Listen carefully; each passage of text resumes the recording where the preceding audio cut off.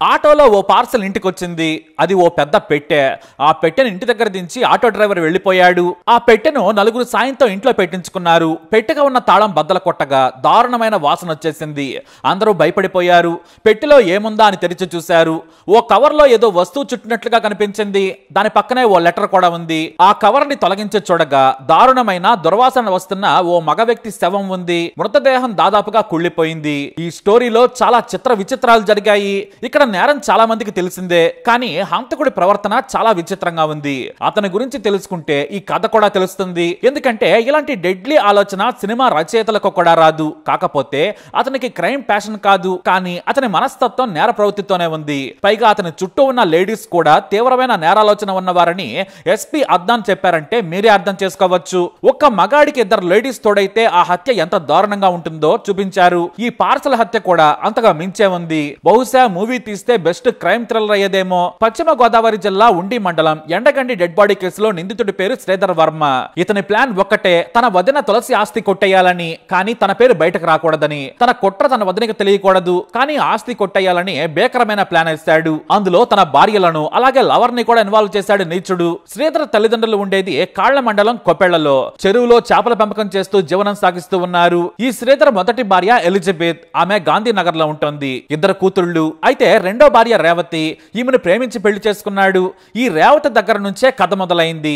ఈమెకి ఓ అక్కుంది. ఆమె పేరు తులసి. ఎండగంటికి చెందిన ముదునూరు రంగరాజు హైమావతి దంపతుల కూతుళ్లే ఈ తులసి రేవతి. ఈ తులసికి శ్రీనివాసరాజు అనే వ్యక్తితో పెళ్లైంది. కానీ అతను అప్పుల పాలయ్యాడు. అతని బాకీలు చెల్లించలేక ఇబ్బందులు పడ్డాడు. ఆ తర్వాత అప్పుల గోల తట్టుకోలేక చెప్పా పెట్టకుండా ఇటో వెళ్లిపోయాడు. ఆ తర్వాత మళ్లీ తిరిగి రాలేదు. దీంతో తులసి ఒంటరైపోయింది. పైగా కూతురు కూడా ఉంది. ఒంటరిగా బ్రతకలేక మళ్లీ తండ్రి రంగరాజు దగ్గరకు చేరింది. అంటే పుట్టింటికి చేరుకుందన్నమాట. అయితే తులసి చెల్లెలు రేవతి పెళ్లైన వ్యక్తి అని తెలిసిన శ్రీధర్ ను ప్రేమించి పెళ్లి చేసుకుంది. ఇద్దరికి పెళ్లై 10 ఏళ్లు అవుతుంది, కానీ పిల్లలు లేరు. అయితే శ్రీధర్ కు మరో లవర్ కూడా ఉంది. ఆమె పేరు సుష్మా. మొదటి భార్య కంటే రెండో పెళ్లంతో పాటు లవర్ సుష్మను కూడా వెంట పెట్టుకుని తిరుగుతూ ఉంటాడు శ్రీధర్. ఈ సుష్మకు అంతకు ముందే 2 పెళ్లిళ్ళు అయ్యాయి. మూడో వ్యక్తి ఈ శ్రీధర్. కాకపోతే లవర్ గానే కొనసాగుతుంది. ఈ ముగ్గురు కలిసి జీవితాన్ని ఎంజాయ్ చేస్తూ ఉంటారు. భర్త పక్కనే లవర్ ఉన్నా కూడా రేవతి పట్టించుకునేది కాదు. ముగ్గురు లైఫ్ ని ఎంజాయ్ చేసేవారు. అయితే తులసి రేవతులకు చెరో అరెకరం భూమిని రాసిచ్చాడు తండ్రి రంగరాజు. మిగిలిన ఎకరమన్నర భూమిని తానే ఉంచుకున్నాడు. ఎందుకంటే తమకు మగపిల్లలు లేరు కాబట్టి తమ కోసం ఉంచుకున్నాడు. అయితే భూమికి విలువ పెరిగింది. పైగా ఇల్లు తల్లి పేరు మీద ఉంది. దీని మీద తులసికి తల్లి హైమావతికి గొడవలు జరుగుతూ ఉన్నాయి. ఈ క్రమంలోనే ప్రేమ పెళ్లి చేసుకున్న రేవతి కూడా తన భర్త శ్రీధర్ తో కలిసి ఎండగంటికి వచ్చింది. దీంతో గొడవలు మరింత పెరిగాయి. ఇక తల్లిదండ్రుల ఇంట్లో తులసి ఉంటుండగా రేవతి తన భర్త శ్రీధర్ తో కలిసి వేరుగా ఉంటుంది. ఈ గొడవలు జరుగుతున్న సమయంలో శ్రీధర్ ఓ ప్లాన్ వేశాడు. తన వదిన లేకుంటే మొత్తం ఆస్తి తనకే దక్కుతుంది. 2.5 ఎకరాల భూమి, పాత ఇల్లు, కొంత బంగారం కూడా తమ వశం అవుతుంది అనుకున్నాడు. అందుకు తన భార్య రేవతి లవర్ సుష్మతో కలిసి స్కెచ్ చేశాడు. కానీ తులసిని చంపొద్దు, బెదిరించాలి. ఎంతలా అంటే ఒక్కసారికే ఆస్తి అంతా వదిలేసి పారిపోయేలా చేయాలనుకున్నాడు. తులసిని చంపితే పోలీసులు డైరెక్ట్ గా రేవతిని నన్ను పట్టుకుంటారు, కానీ భయపెట్టి గజగజ వణికిపోయేలా చేయాలనుకున్నారు. ఆ తర్వాత ఆస్తి పత్రాల మీద సంతకాలు పెట్టించాలని పక్కాగా ప్లాన్ వేశాడు శ్రీధర్. అంతకు ముందే మనకు చేతబడి చేస్తున్నారు, మనకన్నీ చెడు శకనాలు ఎదురవుతున్నాయి, ఏదో జరుగుతుంది, ఎవరైనా శవాలు కూడా పంపుతారేమో అంటూ భయపెట్టాడు శ్రీధర్. తులసి కూడా భయపడింది. మనకు నష్టం చేసేందుకు క్షుద్ర పూజలు కూడా చేస్తున్నారని భయంగా ఉందని తులసిని భయభ్రాంతులకు గురి చేశారు. అంటే మెంటల్ గా తులసిని భయపడేలా చేశారు. చివరిగా ఓ బాడీని పంపించి భయపెట్టాలి. ఖచ్చితంగా తన ఇంట్లో మృతదేహాన్ని చూస్తే భయపడుతుంది. నీ భర్త అప్పు తీర్చాలి, లేదంటే నీ సంగతి తెలుస్తామంటే ఆమెనే ఆస్తి వదిలేసి పారిపోతుందని శ్రీధర్ తన భార్య రేవతి లవర్ సుష్మకు చెప్పాడు. అంతా బ్రహ్మాండంగా ఐడియా ఉందని పొగిడేశారు. ఒక పార్సల్లో శవాన్ని పంపించాలనుకున్నాడు. ఆ తర్వాత పారిపోయేలా చేయాలనుకున్నాడు. పక్కాగా స్కెచ్ చేశాడు శ్రీధర్. ఇక రేవతి సుష్మలు కూడా ఈ ప్లాన్ లో అమూల్యమైన సలహాలు ఇచ్చారు. అయితే ఎలా పంపించాలనే దానిపై కూడా శ్రీధర్, సుష్మా, రేవతులు పక్కా ప్లాన్ వేశారు. వైఎస్ జగన్ హయాంలో తులసికి స్థలం మంజూరైంది. ఇల్లు నిర్మాణ దశలో ఉంది. ఆ ఇంటికి ఓ సేవా సమితి పంపినట్లుగా శ్రీధర్ వర్మ తన లవర్ సుష్మ సాయంతో ముందు టైల్స్, రంగు డబ్బాలను ఉచితంగా తులసికి పంపాడు. అంతేకాదు తాము పంపినవి అందితే ఓ సెల్ఫీ వాటితో పాటు దిగి పంపాలని కోరారు. తులసేమో తనకు పంపిన వస్తువులు అందాయని ఓ సెల్ఫీ ఫోటో కూడా పంపింది. తాము పంపిన ప్లాన్ వర్కౌట్ అయిందనుకున్నారు. ఇక రెండవసారి పార్సల్లో మృతదేహం పంపాలనుకున్నారు. అందుకు ఎవరిని చంపాలా అని ప్లాన్ చేశారు, కానీ భయపడ్డారు. ఏదైనా శవం సంపాదించాలనుకున్నారు, కానీ శవం దొరకలేదు. దీంతో ప్లాన్ ను మార్చేశారు శ్రీధర్, రేవతి, సుష్మా. చివరకు ఎవరైనా అమాయకుడు ఎవరూ లేని వారి దొరికితే చంపేయాలనుకున్నారు. అప్పుడే పరిచయం ఉన్న బర్లె పర్లయ్య అనే వ్యక్తిని టార్గెట్ చేశారు. ఇతని వయసు 47 ఏళ్లు. భార్య ఇతన్ని వదిలేసింది. ఒంటరిగా ఉంటున్నాడు. చంపినా కూడా ఎవరో పట్టించుకున్న వారు లేరనుకున్నారు. దీంతో డిసెంబర్ 17వ తేదీన తమకు పరిచయం ఉన్న పర్లయ్యని పిలిచారు శ్రీధర్, సుష్మా. తమ ఇంట్లో పని ఉందని రావాలన్నారు. అతను సరేనన్నాడు. అయితే చిన్న మద్యం పార్టీ చేసుకుందామని కారులోనే పర్లయ్యకు మద్యం తాగించారు. అతను కూడా ఫ్రీగా వస్తుందని మద్యం తాగాడు. ఆ తర్వాత కారును కాస్త పక్క కాపారు. పని ఉందని పొలాల మధ్యకు తీసుకెళ్లి అక్కడే మెడకు తాడు బిగించి సుష్మా శ్రీధర్లు కలిసి హత్య చేశారు. అయితే మృతదేహాన్ని గుర్తుపట్టకుండా చేయాలని కొంతమేర కాల్చారు. ఆ తర్వాత ప్లాన్ లో భాగంగా శవాన్ని కారులో తీసుకెళ్తూ ఉండగా బురదలో దిగబడింది కారు. అయినా మృతదేహాన్ని ఓ రోజు మొత్తం కారులోనే ఉంచారు. శ్రీధర్ పెట్టెను తయారు చేసేందుకు ఓ చెక్కను తీసుకొచ్చి తానే స్వయంగా తయారు చేశాడు. ఇక మృతదేహాన్ని పాలిథిన్ కవర్ లో గట్టిగా చుట్టి అందులో పెట్టాడు. అంతేకాదు సుష్మతో ఓ లెటర్ కూడా రాయించాడు. ఆ లేఖను పెట్టెలోనే ఉంచాడు. ఎందుకంటే ఆ లేఖనే మొత్తం కథను మార్చేది. ఇక మొత్తం సిద్ధం చేశారు. తులసి బాడీని చూడగానే భయపడిపోతుంది. ఆమె లేఖలో ఉన్నట్లుగా 1,30,00,000 ఇచ్చేందుకు అంగీకరిస్తే ప్లాన్ వర్కౌట్ అయినట్టే. ఆ వెంటనే శవాన్ని సముద్రంలో పడేయాలి. ఇక తమ పేరు బయటకు రాదనుకున్నారు. చాలా పర్ఫెక్ట్ గా ప్లాన్ ఎగ్జిక్యూటివ్ చేసేందుకు డిసెంబర్ 19న స్కెచ్ చేశారు. తాము కరెంటు సామాగ్రి పంపిస్తున్నామని ఓ ఫోన్ నంబర్ నుండి కాల్ చేసింది సుష్మా. తాము క్షత్రియ సేవా సమితి నుంచి కాల్ చేస్తున్నాం, కరెంటు సామాగ్రి ఆటోలో వస్తుందని చెప్పారు. ఆ తర్వాత ఓ ఆటోలో సుష్మా తీసుకెళ్లి మృతదేహం ఉన్న పెట్టెను రేవతి ఇంటి ముందు దించేయించింది. ఆ తర్వాత వేగంగా వెళ్లిపోయింది. తులసి తన తండ్రి సాయంతో పెట్టెను ఓపెన్ చేసింది. అప్పటికే దుర్వాసన వస్తోంది. అయినా కూడా ఇంట్లో విద్యుత్ కనెక్షన్లు పెట్టుకునేందుకు వైర్లు, స్విచ్ బోర్డులు పంపించి ఉంటారనే ఆశ తులసిది. కానీ పెట్టెలోని పాలిథిన్ కవర్ తీగానే మృతదేహం బయటపడింది. దాన్ని చూసి కెవ్వున కేకలు పెట్టారు తులసి, ఆమె తండ్రి. ఆ తర్వాత ఆమె దగ్గరి బంధువులను పిలిచి చూయించింది. అంతేకాదు పెట్టెలోని బెదిరింపు లేఖను చదివింది తులసి. నీ భర్త మా దగ్గర చాలా డబ్బు అప్పు తీసుకున్నాడు. ఇప్పుడు అది అసలు వడ్డీతో కలిపి 1,30,00,000 అయింది. అది గాని తీర్చుకుంటే నీ అంత చూస్తామని బెదిరించారు. దీంతో ఆమె వణికిపోయింది. ఇక ఏమీ తెలియనట్లే తన సోదరి విషయం చెప్పడంతో రేవతి భర్త శ్రీధర్ను తీసుకుని వెళ్ళింది. శ్రీధర్ అక్కడికి రాగానే మీరేం కంగారు పడద్దు, ఎవరికి చెప్పకండి. వాళ్ళు డిమాండ్ చేసిన 1,30,00,000 నేను ఇచ్చేస్తాను. నా అకౌంట్ లో 2 కోట్ల రూపాయలు ఉన్నాయి. మీరు పొలమమ్మి నాకు ఇస్తే సరిపోతుందని తులసి ఆమె తల్లిదండ్రులకు చెప్పాడు. వాళ్ళు కూడా నమ్మారు. కానీ తులసి మాత్రం భయపడింది.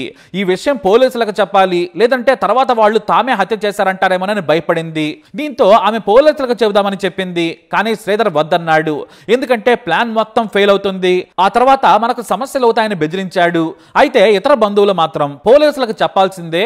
ఈ మృతదేహాన్ని మనం ఏం చేస్తాం, ఆ చనిపోయిన వ్యక్తి ఎవరో తెలియదు, ఇవాళ కాకుంటే రేపైనా పోలీసులకు తెలుస్తుంది, లేని చిక్కుల్లో పడతారని చెప్పారు. వెంటనే పోలీసులకు కాల్ చేసేశారు. దీంతో శ్రీధర్ వర్మకు వణుకు పుట్టేసింది. తనకున్న ప్రయత్నం అంతా చేశాడు. కానీ ఎవరో కూడా అతని మాట వినలేదు. ఎందుకంటే ఖచ్చితంగా పోలీసులు ఆ శవం ఎవరిది అనేది తేల్చే పనిలో పడతారు. కాబట్టి తాను దొరికిపోతాననుకున్నాడు. ఎందుకంటే రేవతికి తన లవర్ ఫోన్ లో నుంచి కాల్స్ చేయించారు. తాను చెప్పినట్లు శవాన్ని మాయం చేసేందుకు తులసి ఇతర బంధువులు ఒప్పుకోలేదని మెల్లిగా జారుకున్నాడు. పోలీసులకు ఫిర్యాదు చేయకుండా డబ్బులు ఇచ్చేయమని తనకు చెబుతారనుకున్నాడు శ్రీధర్. కానీ ఆ ప్లాన్ వర్కౌట్ కాలేదు. 1,00,00,000 చెల్లించానని చెప్పి మొత్తం ఆస్తిని వారి దగ్గర నుంచి తీసుకోవాలనుకున్నాడు. పోలీసులకు వేగంగా కాల్ చేసి చెప్పడంతో ఏం చేయాలో తెలియక సుష్మకు ఫోన్ చేసి విషయం చెప్పేశాడు. దీంతో ముగ్గురు పారిపోవాలనుకున్నారు. కానీ సుష్మను తీసుకుని శ్రీధర్ వర్మ పారిపోయాడు. రేవతికి ఎటు పారిపోక ఎండగండిలోనే ఉంది. మొదట రేవతిని అనుమానించలేదు పోలీసులు. అయితే పోలీసుల విచారణలో భాగంగా శ్రీధర్ వర్మ పేరు బయటకు వచ్చింది. అతను ఎక్కడున్నాడంటే పని మీద బయటకు వెళ్ళాడని చెప్పింది రేవతి. కానీ కాల్ చేస్తే కలవడం లేదు. దీంతో పోలీసులకు అనుమానం కలిగింది. అతడే హంతకుడని అనుమానించారు పోలీసులు. మరోవైపు క్షత్రియ సేవా సమితి గురించి కూడా ఆరా తీశారు. వారేమో మాకు అసలు సంబంధమే లేదన్నారు. మా పేరుతో ఎవరో ఎలా చీట్ చేశారు, కాబట్టి ఈ విషయానికి మాకు సంబంధం లేదన్నారు. ఇక మృతదేహం ఎవరిదా అని విచారణ చేయడం మొదలు పెట్టినా కూడా ఎక్కడా క్లూ కూడా దొరకలేదు. అయితే శ్రీధర్ వర్మ దొరికితే మొత్తం మిస్టరీ వీడుతుందనుకున్నారు పోలీసులు. కానీ శ్రీధర్ వర్మ పట్టుకోండి చూద్దామన్నట్లుగా తిరిగాడు. పోలీసుల నుంచి తప్పించుకునేందుకు ఏకంగా 40 సిమ్ కార్డులను మార్చాడు హంతకుడు. చివరకు మచిలీపట్నంలో తన ప్రియురాలు సుష్మతో కలిసి ఓ లాడ్జిలో ఉన్నాడు. ఆ తర్వాత అది కూడా ఖాళీ చేసి ఓ ఏరియాలో ఇల్లు అద్దెకు తీసుకున్నాడు. కానీ పోలీసులు ఎంక్వైరీ చేస్తూనే ఉన్నారు. కొత్త వారు ఏరియాలోకి వచ్చారని పోలీసులకు ఇన్ఫర్మేషన్ అందింది. ఆ సాయంతో శ్రీధర్ వర్మను అరెస్ట్ చేశారు. తమదైన శైలిలో విచారణ చేయగా మొత్తం క్రైమ్ కహాని చెప్పేశాడు. అయితే శ్రీధర్ వర్మ అలాగే తన సోదరి కలిసి ఈ బాడీని పంపించారని తెలిసి తులసి షాక్ అయిపోయింది. అంతేకాదు కాదు, తన చిన్న కూతురు హత్య కేసులో ఇరుక్కోవడంతో తల్లిదండ్రులు కన్నీరు మున్నీరయ్యారు. కానీ తులసిని బెదిరించేందుకు అమాయకుడైన పర్లయ్యని చంపారు నీచులు.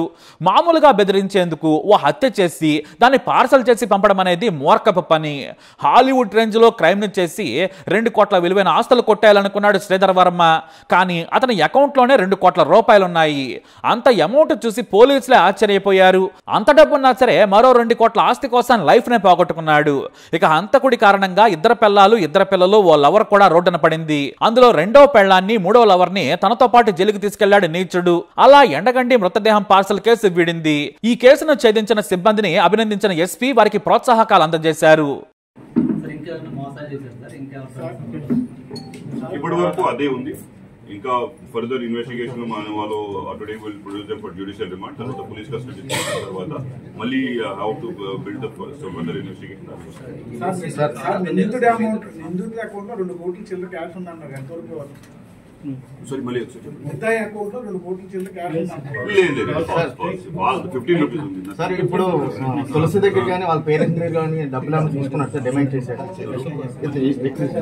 ముద్దాయి ప్లాన్ చేశారు, డిమాండ్ చేయలేదు. నేను తీసుకోలేదు సార్. తీసుకోలేదు సార్. ఈ కేసులో మొత్తం ముగ్గురేనా సార్? ఇంకెవరు ఉన్నారా?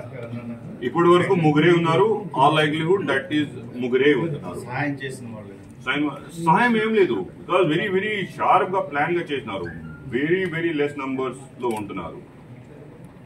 Because only 3 of them have planned and roles are very clear. Revati role is planning and financing. Sushma's role is calling and all. Verma's role is arranging logistics. చాలా తక్కువగా fort కూడా మాట్లాడు. నేను చెప్పాను ఆ రోజు కూడా ఆపరేషన్ సిద్ధా చాపా, ఈ రోజు చాపా వస్తుంది. బాడీ కూడా చాపా కోడ్ ని పెట్టారు.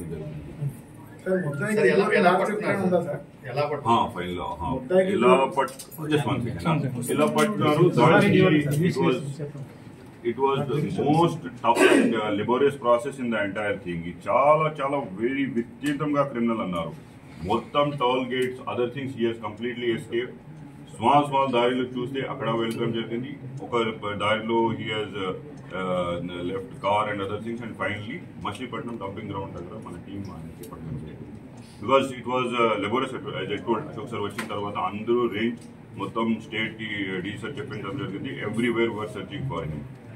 ఇక్కడ మన police they were extra team additional on teams were searching. ఏమైనా చుట్టుపట్ల ఈవెన్ స్మాల్ దారి వెళ్తే అక్కడ సీసీటీవీ ఉందా, అక్కడ somebody has seen, everything was checked. My DSP garu swayamga he was roaming around like anything. Finally yesterday we could catch him and our IO has arrested. Varma ఉన్న ఊర్లో 3 రోజులు సీసీ కెమెరా పని చేయట్లేదని అక్కడ ఒక వ్యక్తి చెప్తున్నారు. సీసీ కెమెరా పెట్టుకున్నారు. యాక్సిడెంటల్ జరిగింది సార్. అది ఒకవేళ వర్మ కట్ చేశాడా లేకపోతే ముద్దాయికి దూరికే నార చరిత్ర ఉంది. లేదు ఇప్పటి వరకు చెక్ చేసింది లేదు. ఇది ఫస్ట్ టైం. సార్. ఆ లెటర్ 30 లక్షల రూపాయలు లెటర్ ఎవరు రాశారు సార్? ఏ సుష్మా విజయలక్ష్మి రాశారు. So that is this letter. Vijayalakshmi రాశారు. It's her handwriting. We have confirmed it with other resources also. Final absolutely. అందరి ఎపిసోడ్ లో పర్లయ ఒక్క ఇన్నోసెంట్ లాగా వ్యక్తి already suffering from life problems. భార్య వదిలేసరి he is living isolated life. Nobody he is creating problem. అక్కడ ఊర్లో చాలా అందరికి చాలా కోపం వచ్చింది అయిన తర్వాత. So definitely the entire thing our focus is to give justice for Parlaya because nobody is there to take care of him. ఇప్పుడు ఫ్యామిలీ ఉన్నాయి. So that DNA test and other things we are doing, but our entire focus and everything is to give justice to the dead body. Because the entire drama lo ayaniki sambandhame ledu. Neither he is getting benefited, neither he is getting loss. So small laga he is going on with his life normally. Unnecessary, unfortunately, these people, because of their greed and criminal mind, they have killed an innocent fellow. Definitely will make sure that justice is done. Almost 100 members, 11 teams. ఇతనికి supari gang తో సంబంధాలు ఉన్నాయని చెప్పేసి మన Eluru police and press group లో ఒక ఆవిడ ఎవరో పోస్ట్ చేశారు. They might have done other investigation. Our investigation ఇది రాలేదు. And so as I told you clearly, they are themselves very so criminal mind. Supari చెప్తే బయట వస్తుంది. ఇక్కడ చాలా ప్రికాషన్ తీసుకున్నారు. Because they were very short ఇది ప్లాన్ వర్క్ అవుతుంది. ప్లాన్ వర్క్ అవుతే తులసి రాస్తున్నారు ప్రాపర్టీ ఆయన పేరు. డెడ్ బాడీ గోస్ టు సమంద్రం. Matter is over. No one among us knows. That is the plan. But Revati in this entire process forgot the Tulsi. Ayniki sister unnai. Ayniki kuda strong men unnai. But she is a very. Our inquiries reveal that she is a very good woman. Idi marriage. మొత్తం ఎన్ని పేర్లు పెట్టుకున్నారు sir ఈయన? ఎన్ని పేర్లు? అసలు పేరు sir name sir Siddharth Verma alias Sridhar Verma. Because so many women are involved, so place to. Sir name చెప్పు. ఏం చదువుతున్నాడు సార్? వాళ్ళ ఇంటి దగ్గర తిరుమల పడాడు. 7th 9th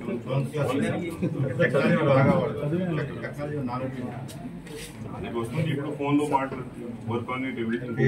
కాంటాక్ట్ చేసి రేవతి కూడా ఫేస్బుక్ కాంటాక్ట్ రేవతి ఫేస్బుక్ లేదు, విజయలక్ష్మి ఫేస్బుక్ చాలా మంది even illiterate people are able to use.